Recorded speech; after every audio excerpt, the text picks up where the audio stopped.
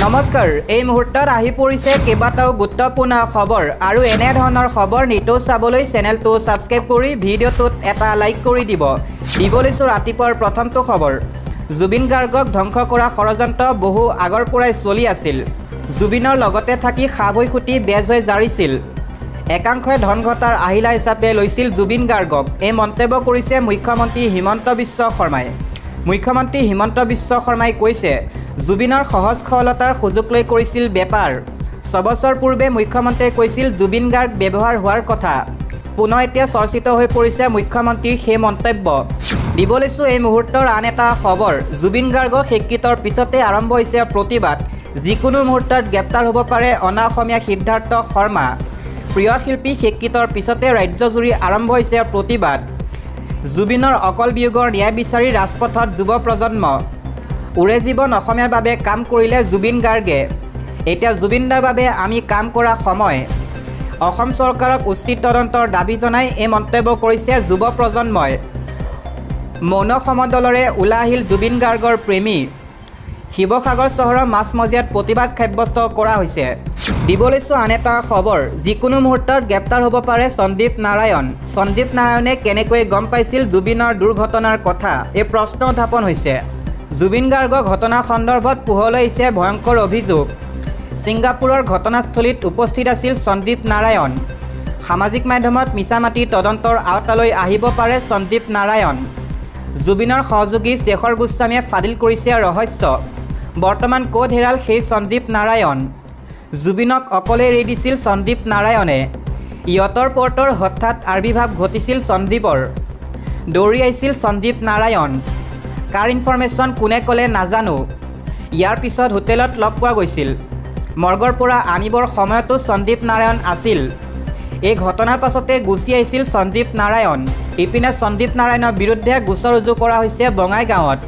সঞ্জীৱ নাৰায়ণক গ্ৰেপ্তাৰৰ দাবী জনাইছে জাতীয় নাৰী বাহিনীয়ে দিবলৈছো আন এটা খবৰ প্ৰায় 8-9 ঘণ্টা ধৰি লুকুৱাই ৰখা হৈছিল জুবিন গাৰ্গৰ মৃত্যুৰ খবৰ জুবিন গাৰ্গৰ মৃত্যুক লৈ পোহৰলৈ আহিছে ন তথ্য জুবিনৰ মৃত্যুক লৈ শ্যামকানু মহন্তৰ বিৰুদ্ধে ভয়ংকৰ অভিযোগ উত্থাপন হৈছে জুবিন গাৰ্গৰ মৃত্যু খবৰ লুকুৱাই ৰাখিছিল শ্যামকানু মহন্তই জুবিন গাৰ্গৰ মৃত্যুক লৈ উন্মোচিত হৈছে ভয়ংকৰ তথ্য অতি গোপনে ৰখা হৈছিল জুবিন গাৰ্গৰ মৃত্যুৰ খবৰ 8-9 ঘণ্টা ধৰি লুকুৱাই ৰখা হৈছিল জুবিন গাৰ্গৰ মৃত্যুৰ খবৰ জুবিনৰ মৃত্যুৰ আগলৈকে শ্যামকানুৱে চলাই গৈছিল বেপাৰ হাস্পাতালত পৰি আছিল জুবিন গাৰ্গৰ নিথৰ দেহ কিন্তু শ্যামকানু মহন্ত ব্যস্ত হৈছিল বিজনেছ সামিটত নৰ্থ ইষ্ট ফেষ্টিভেলৰ আয়োজক যোৱা নাছিল জুবিনৰ কাষলৈ বিশেষ একো হোৱা নাই বুলি বিভ্ৰান্ত কৰিছিল শ্যামকানু মহন্তই ছিংগাপুৰ অসম এছ'চিয়েশ্যনেও গাবদি ৰাখিছিল প্ৰকৃত সত্য বহু নিশালৈকে পাৰ্টি আয়োজন কৰিছিল পুৱতি নিশাই জুবিনক উলিয়াই নিছিল ইয়তলৈ দিবলৈছো আন এটা খবৰ ছিংগাপুৰত কেনেকৈ মৃত্যু হৈছিল হিয়াৰ আমঠু জুবিন গাৰ্গৰ সাগৰত পৰাৰ পিছত কি হৈছিল জুবিন গাৰ্গৰ মৃত্যুক লৈ এক শিহৰণকাৰী বৰ্ণনা প্ৰেৰণ কৰিছে শেখৰজ্যোতি গোস্বামীয়ে আপোনালোকে নিশ্চয় হয়তো চিনি পায় শেখৰজ্যোতি গোস্বামী কোন হয় সেই শেখৰজ্যোতি গোস্বামীয়ে এক শিহৰণকাৰী বৰ্ণনা কৰিছে জুবিন গাৰ্গৰ মৃত্যুক লৈ সাগৰত নমাৰ 2 মিনিটে আছিল জুবিন গাৰ্গৰ শেষ সময় সাগৰৰ পানীত চটফটাই আছিল জুবিন গাৰ্গ উঠ আৰু আঙুলি নীলা হৈ পৰিছিল জুবিন গাৰ্গৰ নাক আৰু মুখেৰে বগা পানী ওলাই গৈছিল ইয়াৰ পিছতে বমি কৰিছিল জুবিন গাৰ্গে পানীত শেষ হৈ গৈছিল জুবিন গাৰ্গৰ জীৱন এই শিহৰণকাৰী বৰ্ণনা কৰিছে জুবিন গাৰ্গৰ সতীৰ্থ শেখৰজ্যোতি গোস্বামীয়ে দিবলৈছো আন এটা খবৰ গহপুৰত এগৰাকী জুবিন গাৰ্গৰ অনুৰাগী অস্বাভাৱিক মৃত্যু সকলোৱে তেওঁক জুবিন বলিয়া যুৱক বুলিয়েই জানে অসম আৰু অসমীয়াৰ আজন্ম শিল্পী সদ্য প্ৰয়াত জুবিন গাৰ্গৰ সৈতে অন্তৰংগ সম্পৰ্ক আছিল যুৱকজনৰ এগৰাকী প্ৰকৃত জুবিন অনুৰাগী হিচাপে পৰিচিত যুৱকজনৰ নাম পাৰ্থ বৰকটকী গহপুৰ নগৰৰ পৰুপবাৰী নিবাসী প্ৰয়াত জিতেন বৰকটকী আৰু অৱসৰপ্ৰাপ্ত শিক্ষয়িত্ৰী প্ৰয়াত হীৰা হাজৰিকাৰ একমাত্ৰ সন্তান পাৰ্থই বাংগালুৰুৰ পৰা বিচিত্ৰ উত্তীৰ্ণ হোৱাৰ পিছত গুৱাহাটীত থাকি গাড়ী ব্যৱসায় কৰিবলৈ লয় গুৱাহাটীত থকা সময়ৰ পৰা জুবিন গাৰ্গৰ লগত নিবিড় সম্পৰ্ক হৈ পৰা পাৰ্থৰ পিছলৈ জুবিন গাৰ্গৰ ঘৰৰ লগতো আন্তৰিকতাপূৰ্ণ সম্পৰ্ক গঢ় লৈ উঠে আৰু জুবিন গাৰ্গৰ ঘৰলৈ প্ৰায় অহা যোৱা কৰিবলৈ লয় তেওঁ সঁচা অৰ্থত জুবিনক ভালপোৱা পাৰ্থক জুবিনৰ মৃত্যুৰ বাতৰিয়ে বাকৰুদ্ধ কৰি তোলে জুবিনৰ নচৰ দেহ গুৱাহাটীলৈ অহাৰ প্ৰথম দিনটোতে তেওঁ গুৱাহাটীলৈ গৈ জুবিনৰ নচৰ দেহত পুষ্পাঞ্জলি অৰ্পণ কৰি পুৰুববাৰী ঘৰলৈ উভতি অহাৰ পিছৰে পৰা উপবাসে থাকিবলৈ লয় তেওঁ। ঘৰত অকলশৰীয়াকৈ থকা পাৰ্থই 21 ছেপ্টেম্বৰৰ সন্ধিয়া পুৰববাৰী জুবিনৰ এক শ্ৰদ্ধাঞ্জলি অনুষ্ঠানত অংশগ্ৰহণ কৰি কান্দি কান্দি ভাগৰুৱা হৈ পৰে। ওচৰৰ চুবুৰীয়ে সোমবাৰৰ পৰা পাৰ্থক দেখা নাপায় মঙলবাৰে সন্ধিয়া প্ৰায় 5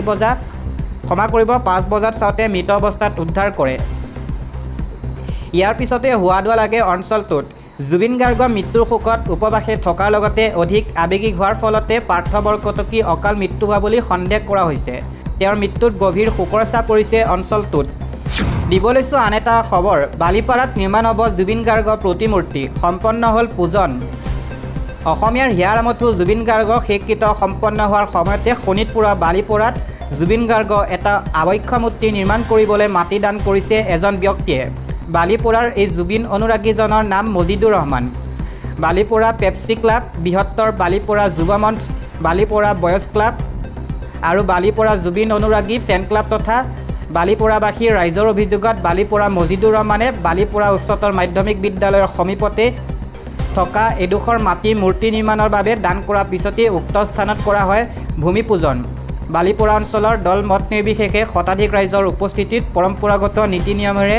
ভূমি পূজন কৰি শীঘ্ৰেই প্ৰিয় শিল্পীগৰাকী আবক্ষ মূৰ্তি নিৰ্মাণৰে তেখেতক সকলোৰে মাজত জীয়াই ৰখাৰ প্ৰয়াস কৰা হ'ব বুলি উল্লেখ কৰি মজিদুৰ ৰহমানে কয়। দিব লৈছোঁ এটা ৰাজনৈতিক প্ৰেক্ষাপটৰ খবৰ। অপেক্ষা 26 ছেপ্টেম্বৰলৈ। সম্পন্ন হ'ল BTC নিৰ্বাচনৰ ভোটদানৰ প্ৰক্ৰিয়া। কোকৰাঝাৰত সৰ্বাধিক 77.97% ভোটদান। সামৰণি পৰিল BTCৰ ভোটগ্ৰহণ। 4:30 77.97% ভোটগ্ৰহণ। শান্তিপূৰ্ণভাৱে সামৰণি পৰিল আজি অনুষ্ঠিত হোৱা BTC নিৰ্বাচন। 2025 চনৰ বড়োলেণ্ড টেৰিটৰিয়েল কাউন্সিলৰ নিৰ্বাচনত কোকৰাঝাৰ জিলাত ভোটাৰ শক্তিশালী অংশগ্ৰহণ দেখা গ'ল। বিয়লি 4:30 বজালৈকে প্ৰায় 77.97% ভোটাৰে ভোটদান কৰে। 12টা সমষ্টিৰ ভিতৰত শ্ৰীৰামপুৰত সৰ্বাধিক ভোটদানৰ হাৰ 85.65%। তাৰ পিছতে কচুগাঁৱত 81.53% আৰু পৰ্বতঝোৰাত 80.39% ভোটদান হয়। উল্লেখযোগ্য যে BTCৰ 5খন জিলাৰ সৰ্বমুঠ ভোটাৰ আছিল 26,58,153 জন। ইয়াৰে পুৰুষ 13,30,536 জন, মহিলা 13,34,600 গৰাকী আৰু তৃতীয় লিংগৰ 17 গৰাকী। BTC 5খন জিলাৰ ভিতৰত কোকৰাঝাৰ জিলাত ভোটদান 77.97%, চিৰাং জিলাত ভোটদান 77%, বাক্সা জিলাত ভোটদান 66.87%, তামুলপুৰ জিলাত ভোটদান 69.14%, ওদালগুৰি জিলাত ভোটদান 68.32%। আনহাতে কোকৰাঝাৰ জিলাৰ 1 নম্বৰ পৰ্বতঝোৰা সমষ্টিত ভোটদান হৈছে 80.39%, 2 নম্বৰ গুমা সমষ্টিত ভোটদান 68.94%, 3 নম্বৰ শ্ৰীৰামপুৰ সমষ্টিত ভোটদান হৈছে 85.65%, 4 নম্বৰ জমদুৱাৰ সমষ্টিত ভোটদান 68.72, 5 নম্বৰ চৰাইবিল সমষ্টিত ভোটদান 68.72, 6 নম্বৰ কচুগাঁও সমষ্টিত ভোটদান 81.53%, 7 নম্বৰ ফকিৰাগ্ৰাম সমষ্টিত ভোটদান 75.53%,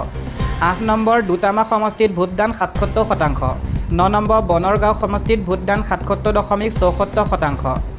10 নম্বৰ দেৱৰগাঁও সমষ্টিত ভোটদান 72.44%, বাওসুংগ্ৰী সমষ্টিত ভোটদান 74.77% আৰু 12 নম্বৰ চালেকাটি সমষ্টিত ভোটদান 76.33%। শেহতীয়াকৈ লাভ কৰা তথ্য মতে পৰ্বতঝোৰাত ভোটদান 40.39%, গুমাত ভোটদান 68.94%, শ্ৰীৰামপুৰত ভোটদান 85.65%, জমদুৱাৰত ভোটদান 68.60%, চৰাইবিলত ভোটদান 68.72%, কচুগাঁৱত ভোটদান 81.53%, ফকিৰগ্ৰামত ভোটদান 75.53%, দত্মা ভোটদান 77%, বনৰগাঁৱত ভোটদান 77.54%, ক্ষমা কৰিব 74%, দেৱৰগাঁৱত ভোটদান 72.44%, বাওসুংগ্ৰীত ভোটদান 74.77%, চালাকাটিত ভোটদান 76.33%। ইফালে BTC নিৰ্বাচনত মূল যুঁজখন UPPL, BPF আৰু ভাৰতীয় জনতা পাৰ্টিৰ মাজত হ'ব বুলি আশা কৰা হৈছে। BTRত UPPL, BJP আৰু গণসুৰক্ষা পাৰ্টি মিত্ৰজোঁটৰ চৰকাৰ আছে যদিও এইবাৰ নিৰ্বাচনত প্ৰত্যেক পৃথকে পৃথকে নিৰ্বাচনত অৱতীৰ্ণ হৈছে। BJP আৰু UPPL দলে মুঠ 30টা সমষ্টিত মুখামুখি হৈছে। অহা 26 ছেপ্টেম্বৰত ভোট গণনা অনুষ্ঠিত হ'ব।